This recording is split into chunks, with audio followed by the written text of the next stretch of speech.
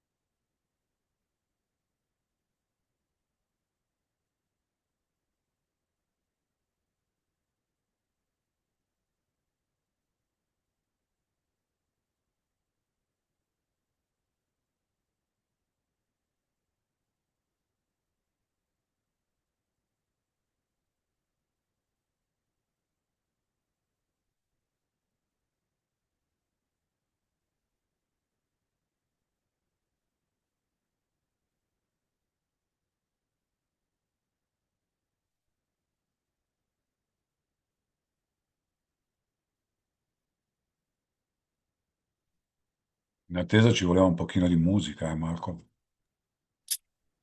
Esatto, le martellate qui sotto. Io la musica ce l'ho. Beh, io ho un trapano, quel palazzo di fronte sta andando di trapano di percussione. Vedi, perfetto, perfetto. Dai, adesso ancora, c'è ancora qualche secondo e poi diamo il via, direi.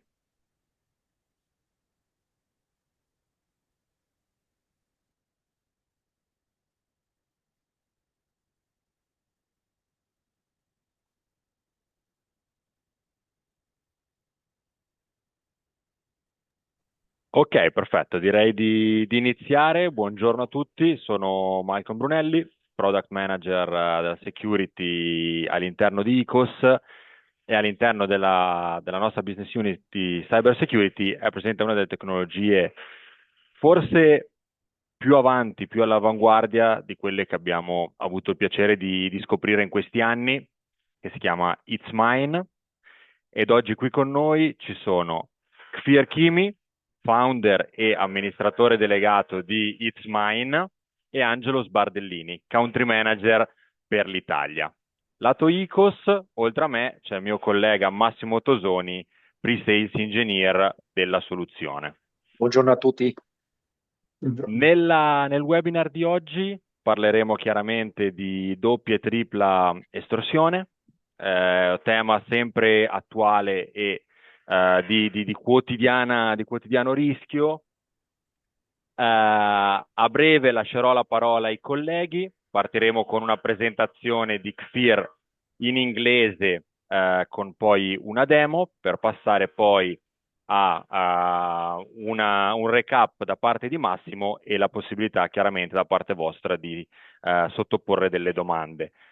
Avete la possibilità attraverso sul menu, sulla barra in basso, attraverso altro, di attivare dei sottotitoli, quindi ci sarà anche la possibilità di avere una traduzione simultanea, e trovate anche una box dove inserire le domande che potete anche scrivere durante la sessione, e poi nella parte finale del webinar con Massimo e Kfir e Angelo andremo a rispondere a queste domande.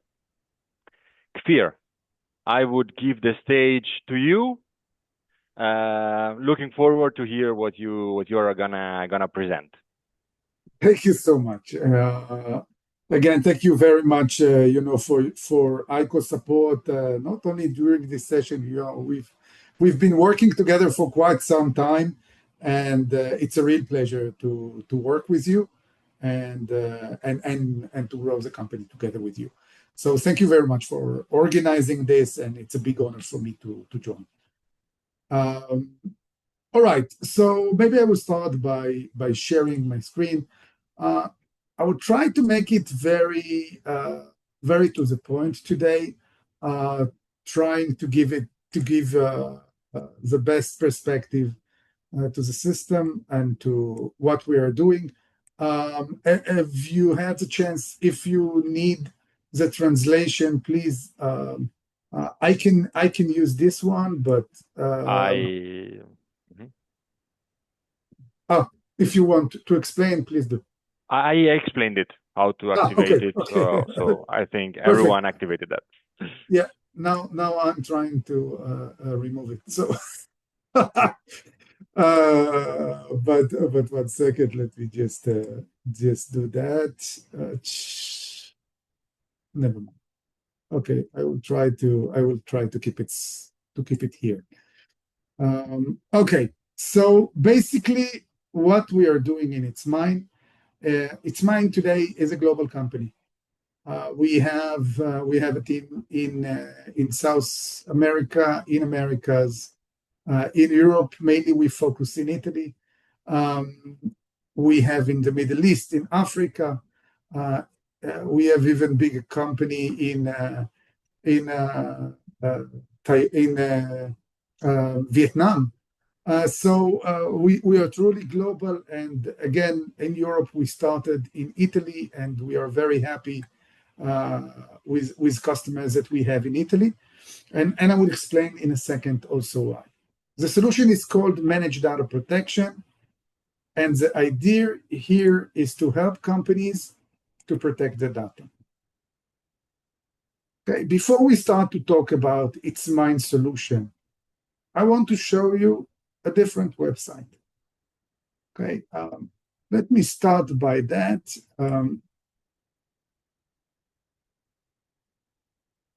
This website is called Ransomware Live. Okay, Ransomware Live is being managed by one person in the US. It's a website that basically gather information about Ransomware Live, about ransomware. You can see here there's a huge amount of information about ransomware attacks. Specifically, if we go to beautiful Italy, what we would be able to see here, attacks that happens almost, very few days after it happens. So we can see here the name of the company. We can see here the attacker groups, and you can see here a legend. I believe that after this call you would be able to go through it. But as you can see here, Italy is definitely a good area for ransomware attacks. Okay, there are multiple reasons. Regulation is one of them. GDPR is one of them. There are the number one, the number two company in Europe that get the amount of fines from GDPR is actually Italy. Okay, so that's why it is a good place for those ransomware group. And again, those ransomware group are here to make money. This is all what they care.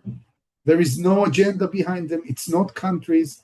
Those are companies that are trying to earn as much money as possible.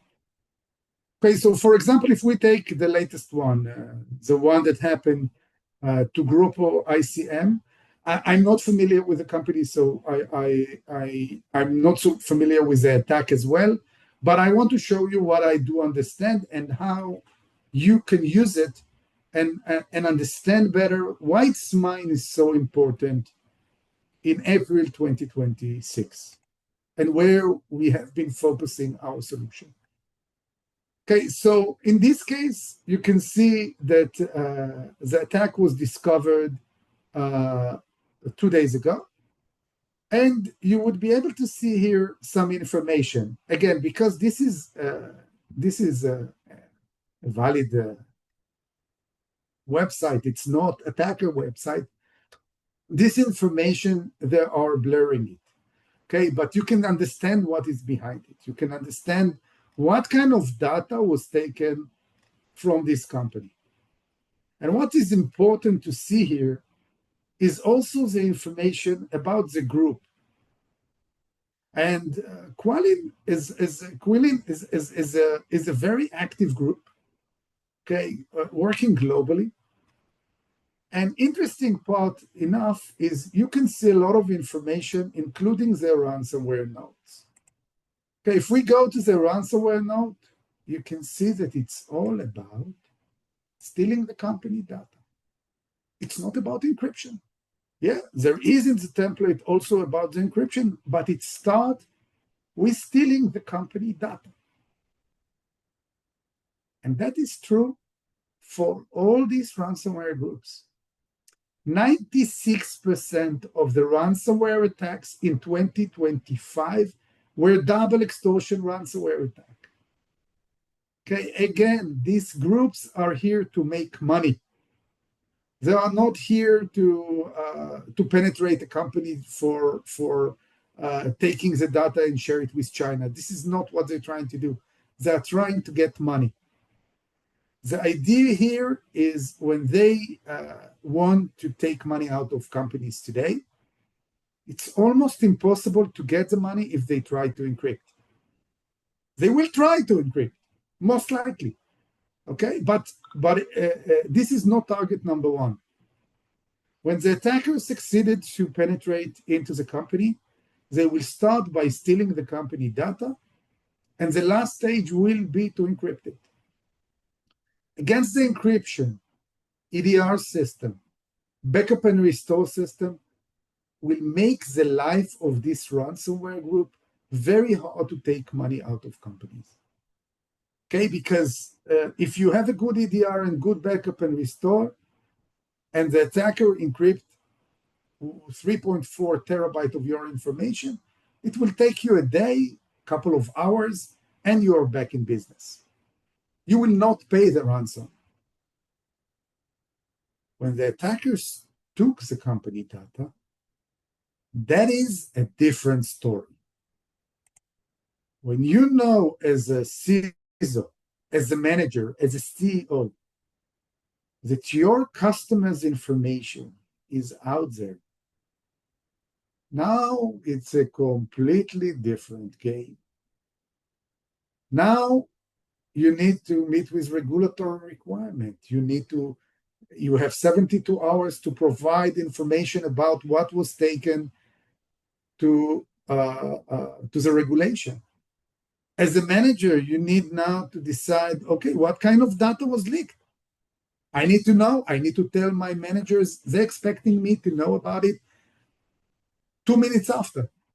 Exactly what is the potential damage? And if I don't know, I will look bad. If I cannot react, I'm looking bad because company is expecting me. They are spending millions in protecting companies' resources. When something like that happens, if I'm, as a CISO, don't know what's going on, I might look very bad. So that's why stealing the company data became today number one threat when we're talking about ransomware attacks. Okay, and companies that have, for example, insurance, cyber insurance today, okay, again, they might cover some of the damage, but when we are talking about regulation fees, customers basically requiring money back, blocking the environment because need to understand what's going on, the cost of the data breach is huge. Okay, and that's basically why we built It'sMine. In the last 2.5 years, almost 3 years, we focused our solution around the ransomware attacks. We decided 3 years ago, we saw the change that now companies are doing, those ransomware groups are doing, and we decided that that is where we need to focus our solution. The double extortion, the triple extortion, AI tools that now are available. How can we make sure that our customers, even if they had such a data breach, So the attacker penetrate and start stealing the company data, we will be able to help them, to alert them in real time that someone is taking their data, someone is using the data outside the company, to provide them the list of the files that the attacker took. So when such attack happens, as a manager, I know to tell my managers, I know to tell the board of directors what is the potential damage. And I want to give them the capability of the red button. Red button means that we can kill the most important files even after the attacker took them, even after exfiltration. These files that we are killing, and we would see it in a second, we would be able to provide evidence to the regulation, to the management, that these files were never been in use, and any attempt to use them failed. So when we are in the negotiation with the attacker, now it looks completely different. We know what they have, we know that we kill the most important files, and we have evidence against that they didn't took more data, and the data that they took, they couldn't use. So the entire situation with the new generation of ransomware is completely different. Okay, another space. Again, as we discussed, those ransomware groups are all about getting money. Okay, it's companies that are trying to get the maximum amount of money from every single attack. That's why they created today also the triple extortion. Triple extortion means that, for example, I'm a big bank. Okay, I'm the CISO of big bank. I have many solutions to protect my network. It's harder for the ransomware group to penetrate to my network. But I, as a bank, need to share my contract with external law firm. When the attacker goes to the external law firms, it's much easier for them to steal the data from them. And what they do today is they go to the bank and they demand ransom directly from the bank. Okay? Sometimes those groups are publishing information that is not true. They could say, we penetrated to GSK, and actually they didn't do any penetration. Still, the cost of investigation and telling the management that nothing happens is huge. So what we want to give in this situation, even when we are sharing data with a third party, we have a red button. When the third party is being exfiltrated by ransomware attacks, we can push the red button, and we know that all the files that we shared at the bank with that external law firm, all the files are dead. Any attempt to use them, we have a log. So now we have a capability to own and control our files, even when they go beyond. Now, we built a system in a way that it would be easy for the customers to implement it, and for the larger banks to be able to implement the solution without worrying about the content of the data, without having a project that will take them 7 years to implement. What we did here is, first of all, the solution is agentless. Okay, that's what makes it very easy to deploy. We can finish deployment in minutes, hours, and to make it very fast. The second thing is we don't need the customer as a base to classify his data according to content. Now, we're all familiar with DSPM tools. We are all familiar with DLP tools that needed to classify the data. That's a huge project. It's like painting the Eiffel Tower. When you reach to the top, you need to start all over again. We don't require it in its mind. You will see in a second that you can move after a few minutes directly to protection without classifying your data. The second part is for you as a partner, for you as someone that want to manage your customers, the solution is not in line, which means that unlike firewalls, okay, if in a firewall, if my firewall is down, the resource behind the firewall cannot be reached. In our solution, when its mine is down, the users are working regularly with their files. They do not know that anything had happened. Okay, false positives. Okay, many of the organizations that you will work with are 1,000, 500 users, 2,000 users. Those companies do not have the resources to have multiple false positives, hundreds of events, and to take care of them. We created the solution to provide very accuracy, only the highest level of events. And we do that by adding deception, part of data protection. We would see this in a second. Okay, and last but not least, definitely when we are talking about banks, insurance companies, healthcare companies, we don't store or scan any of the company's files. What we keep in our management system is only logs and only metadata. Okay, so that's why even large banks or even healthcare companies can use our platform without worrying on the data. And the solution is SOC 2 Type 2 compliant. Okay, again, if you have questions about the use cases, feel free to put it in the chat, and naturally I will answer it at the end. I now want to jump into how do we do that, and to show you a short demo of what's the result of every step. Basically, the steps are separated to three. We have the monitoring stage, where we collect the logs.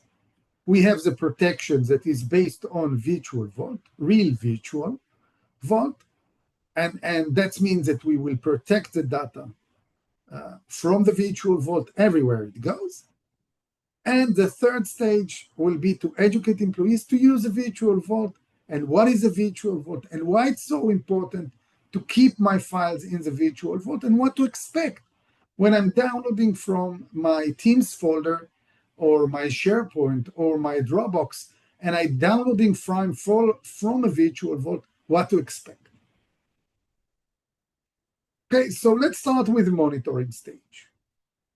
Monitoring is, as we said, agentless solution. We don't install any agent on employees' devices. That's why it's so fast to implement.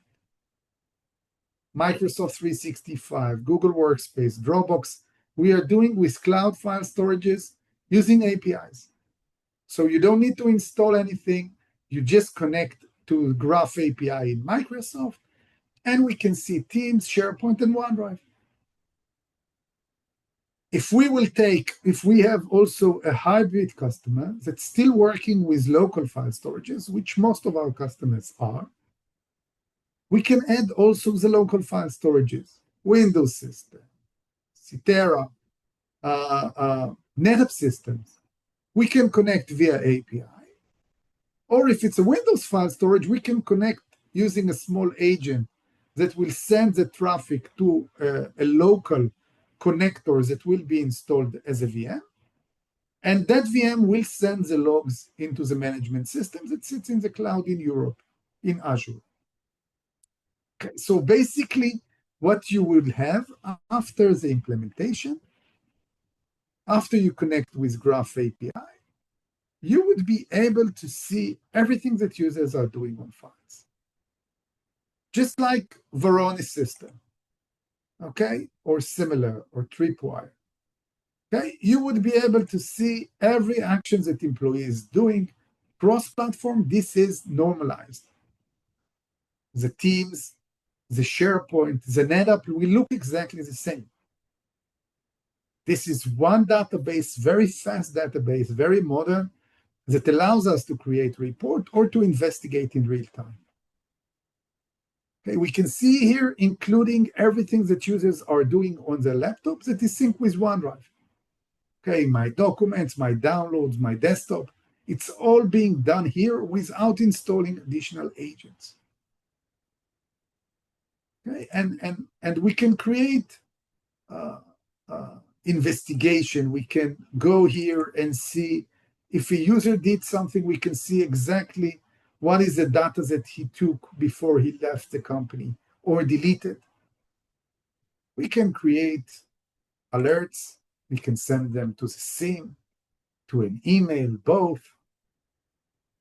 We can see changing of permissions, sharing of information, all in one system. And again, we can create here the policies, and we can send the alerts into my SIM directly. So on a regular basis, no need to watch on this dashboard. After implementation, we can create reports, we can send alerts to the SIM, and basically keep our file areas monitored 24/7. Okay, so that will help us if something bad is happening, and we will see it in a second, we would be able to investigate quickly. The second part, and this is where it's becoming interesting, we collaborate with Microsoft in order to create the virtual vault. We extend the capabilities to any platform, including NetApp or Google or whatever. But the idea is very simple. As a user, when I have a virtual vault, every file that I put inside the virtual vault, every file that I download from a virtual vault will be protected everywhere. To implement virtual vault, the way that most of our customers are using it is separated to two. We first create virtual vault on every device of employee, whether it's via OneDrive or via Map Network Drive in NetApp. Every user will have on their desktop internal vault and external vault, for example. We will train the people that these are the right places to keep the company's files. We will promise them as a security department that every file that they will upload into the internal vault will be protected everywhere it goes, even beyond the company's boundaries. It will always be available for the user. Okay, and the second is we can convert existing location into a virtual vault. Most common is a legal department. I can take the NetApp of the legal and convert it completely into one big vault. That means that with all the repository, all the last 10 years of information that I'm keeping in that repository, because I need those contracts, I know that if I will have an attacker group that goes inside, these files will be protected even when they go beyond. I can control these files even after they leave. So after converting an existing NetApp into a virtual vault, from that moment on, all the files inside are protected, and it's one click. Okay, so what do we see as the users? And let's see it in live. What can we do with these files? Okay, so let me start by, first of all, go to my desktop to show you how virtual vault looks like. So this is my desktop. Okay, on my desktop, I have the virtual vault. I see a small yellow lock, and all the files inside are protected. What we are actually doing here behind the scene is, as you can see here, the file is encrypted. Okay, that means that as a user, all I need to do is to double click the file. It's almost transparent to me. The file will call home, will check who I am, and according to who I am, will open the file. This is done with MIP, Microsoft Information Protection, the DRM of Microsoft, but it's done, we built a car on top Microsoft, which means that the functionality that you are going to see here is unique to its mind. The concept of the virtual vault, that the files inside the virtual vault belong to the company, not to the end user, like in traditional MIP. And that's what will give us all the functionality and also the easiest way to implement it because it's based on location. Every file in the virtual vault is protected. Very simple. I put a file in the internal vault, it's protected. I can share it whatever I want. I can use email, WhatsApp, Telegram, doesn't matter because the file is protected at rest, in motion, and in use. It's encrypted even beyond the company's boundaries. When I open it, the file call home, it's protected, and I can always kill it as a security department. Okay, and again, it's regular MIP. As a user, I don't need to have any special license from Microsoft.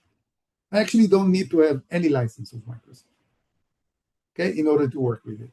In this case, I open it via Word, so I need Office naturally. But you will see in a second that I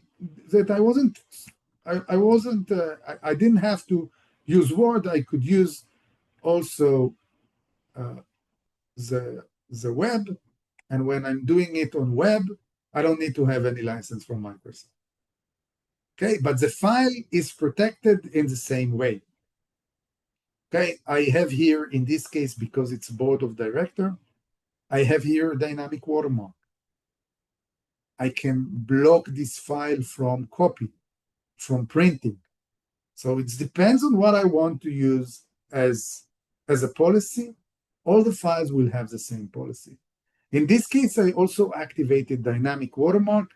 So my board of director will not have some malicious code that try to take screenshots from their system, or someone that will take a picture from his mobile phone to the screen. That will not be done anymore, since they see their names, they see the time, and you will see in a second that I can kill all the files that was exposed to that resource. Okay, so let's go to a use case. Okay, for example, I'm a large bank. I need to share information with my external legal department. Again, I cannot trust my legal department. I can trust my legal department that they will use any AI tool that is available in the market. And I want, and I have to, by regulation, by privacy regulation, to make sure that the data that I'm sharing with that legal department is secure. Because if something will happen to those files, I'm responsible as a bank. That is very clear. Even if my file was shared with the bank, with the secured email, when the lawyer download it to their computer and his computer is hacked, I'm as a bank responsible. And the ransomware group will come to me to extort me for that document. So I need to make sure as a bank that when I'm sharing information outside, my data is protected, and today it's possible to be done. For example, in this case, I took the entire SharePoint of the legal, converted it into a virtual vault, can see the small yellow lock, and I want to present you the contract that we have with IQOS. So you would be able to see all the commercial aspect that we have in IQOS. Okay, so I'm taking the file. This is our contract, and I will open it even in the browser.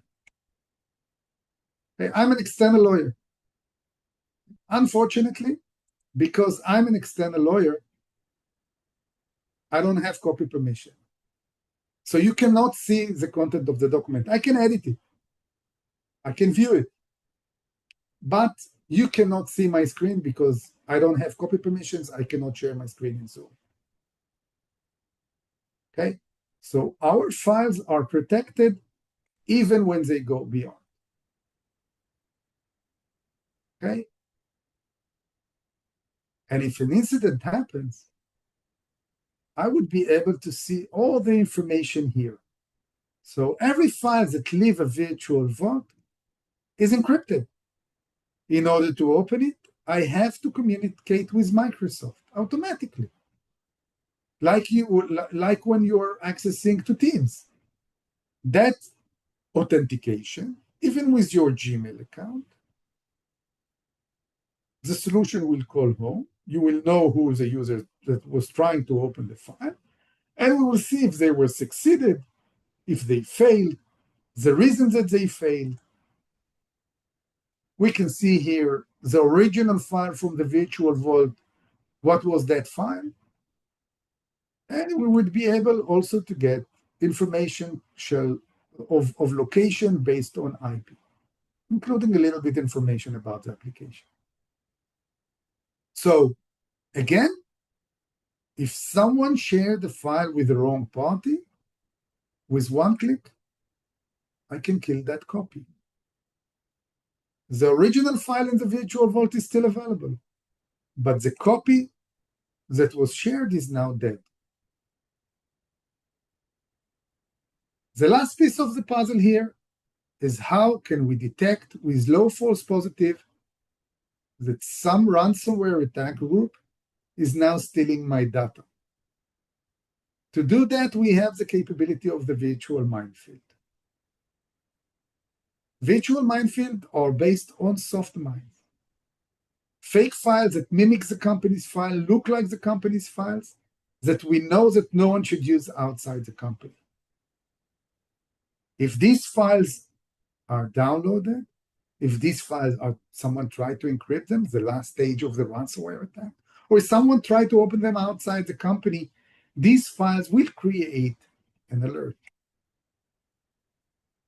That incident that we will have, with one click, we will get it into our SIM, we can jump here, and we would be able to see all the information about this attack, including what was the user that was used. We can see the related case that we will see in a second. We will see the files that was basically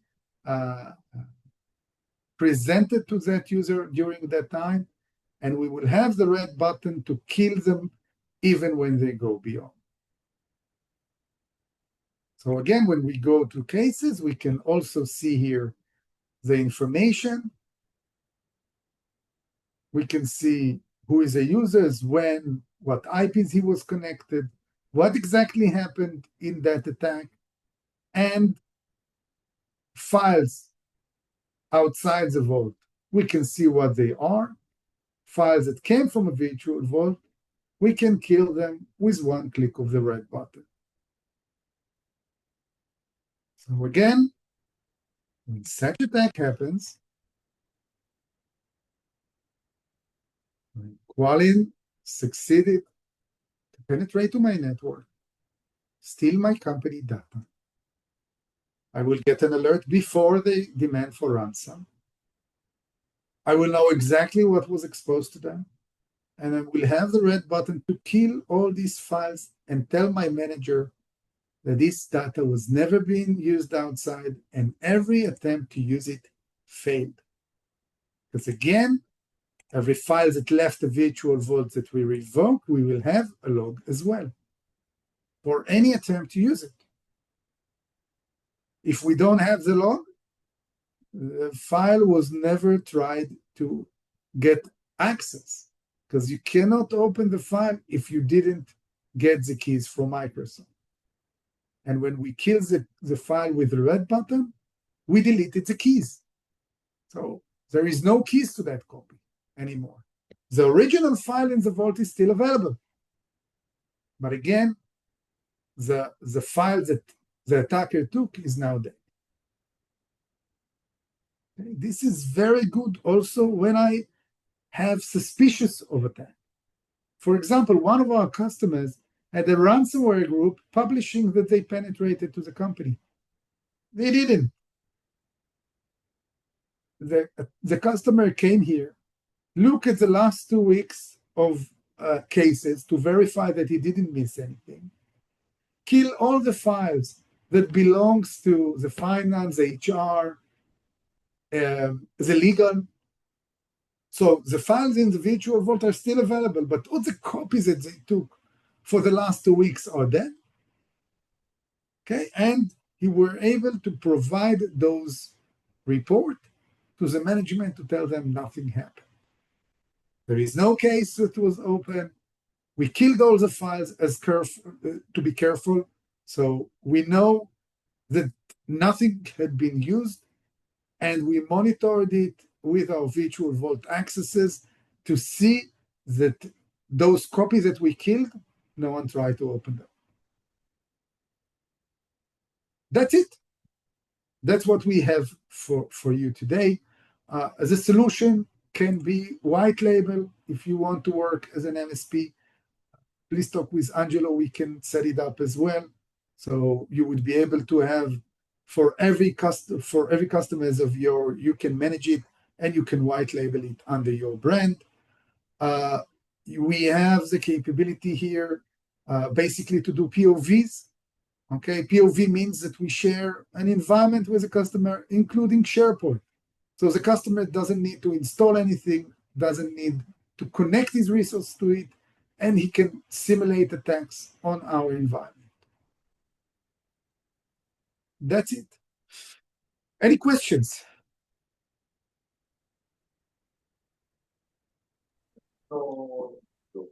Yes, clear. Thank you very much for the clear explanation. And just a question from one attendant. And if someone exfiltrate my data and try to open it or to access it on an offline system, not connected to internet, not reachable, not trackable, what happened? So the file itself is encrypted. Okay, the MIP encryption, if you don't have internet access, if you don't have a valid token by Microsoft, you cannot open the file. Okay, if you allow, as a company, to have offline access for the users that authenticate, they would be able to open the file for limited amount of time locally. I don't recommend it. Most of the large organizations that we are working, they don't have offline access. And again, that means that the file that we have in the virtual vault, if I have here a presentation of 6 GB, I don't need to download it in the airplane, the 6 GB. What I need is a millisecond of internet access in order to get the keys from Microsoft. Once I am authenticating to my computer, there is multiple factor authentication done directly with Enter ID, and I can use my file. Okay? So again, if I don't have internet access, I cannot open the files. Now, we do have today, I don't want to confuse too much, but this algorithm that we are using by default is AES 256 CBC, the encryption. That's what Microsoft is using by default. It's very strong capabilities. However, it's not quantum computer resilience. So we have MVP for PQC Vault, where for the most critical crown jewels that you have, we can implement that as well, and then your files goes with 2 encryptions, cannot be opened even with PQC. Even post-quantum cannot open them. But again, our regular encryption is AES 256 CBC, which is much more than good enough. Okay, it will take huge amount of resources in order to open. Yes, perfect. Just another question. The solution is a whole cloud, of course. There is something that we can use on-premise for high-gapped network or high-security network? So very important. The solution is hybrid. The management is sitting in the cloud, Yeah. but we have a connector for the local file storages. The collector sits in the data center of the company. So what is sent to our management system is only logs and metadata. Yeah. You cannot view the content of the data. You cannot scan the content of the data via the dashboard. Is completely keeping your data internal. Okay. No data outside No, the network perimeter. no files that are sent outside. No files that are kept in our system. Okay. The virtual vault is real virtual. It's on the company itself. File storages. If it's local, it's local. If it's their SharePoint, it's their SharePoint. If it's their Google Workspace, it's their Google Workspace. We don't keep the files. We don't have storage. Our storage is only logs. Sure. Okay, I switch in Italian for just a 2-minute recap.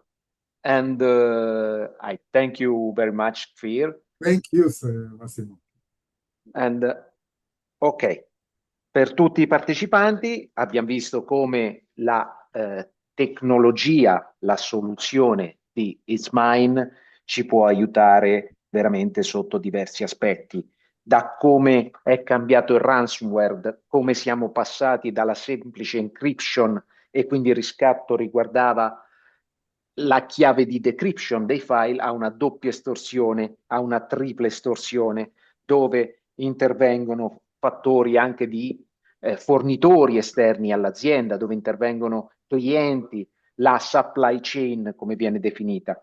La soluzione è estremamente facile da implementare, quindi agentless, si connette con tutti i repository dei nostri file, semplice da mantenere, non è richiesta classificazione dei dati, uno dei problemi fondamentali delle vecchie tecnologie di data loss prevention. Come avete sentito anche adesso, i dati non lasciano mai, non vengono mai salvati o stati sui sistemi di Smine, solo i metadati e i log vengono spostati, vengono tracciati da It's Mine, quindi la soluzione è assolutamente sicura, ma uno dei punti fondamentali è il red button, cioè la possibilità di revocare l'accesso in qualsiasi momento a qualsiasi tipo di file all'esterno della nostra organizzazione per mantenere i nostri dati sicuri e inaccessibili ovunque essi si trovano, sul notebook dell'agente, in una condivisione, in uno strumento di collaboration, OneDrive, Teams, SharePoint e quant'altro. E l'evidenza, poter fornire alle autorità l'evidenza che i nostri dati, che i nostri file non sono stati acceduti, non sono esposti. Quindi in ottica di privacy e di normativa siamo assolutamente compliant e possiamo dimostrarlo. Abbiamo l'evidenza del fatto che le nostre informazioni sono sicure, siano esse state sfiltrate da noi, siano esse state sfiltrate dalla supply chain, siano esse state sfiltrate da un furto o, perché no, condivise con dolo da qualcuno che aveva i permessi di farlo. Abbiamo detto che il software, la tecnologia si appoggia su Microsoft Information Protection, ma aggiunge tante funzionalità, tante caratteristiche che possono portare ad un livello superiore la protezione dei file. Questi sono stati, diciamo, gli argomenti trattati da Kfir con maggior dettaglio, naturalmente.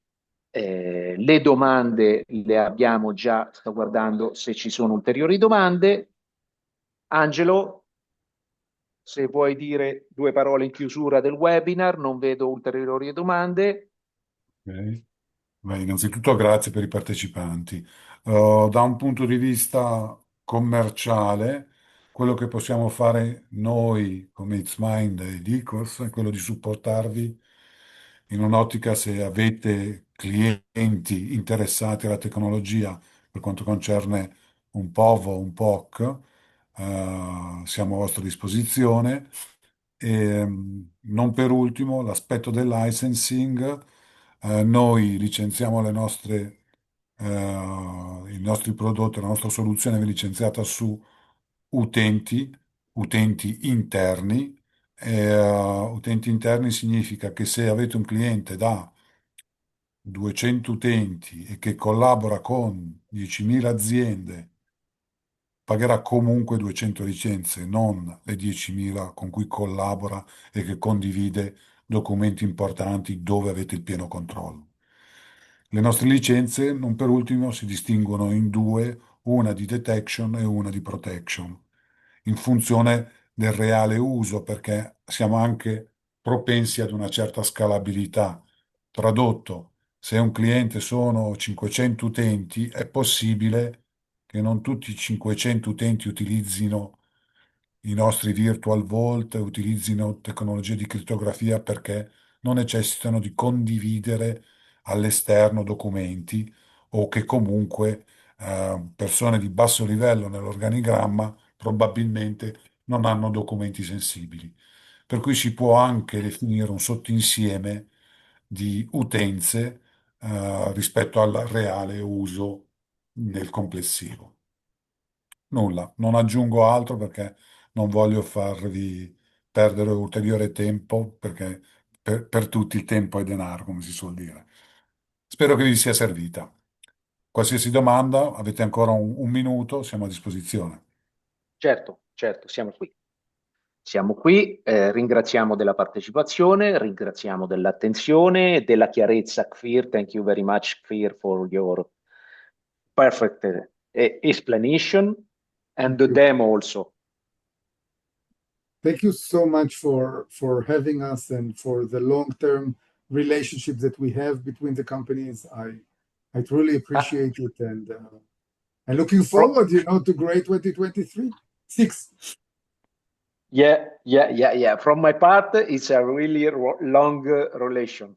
Yeah, almost 6 years.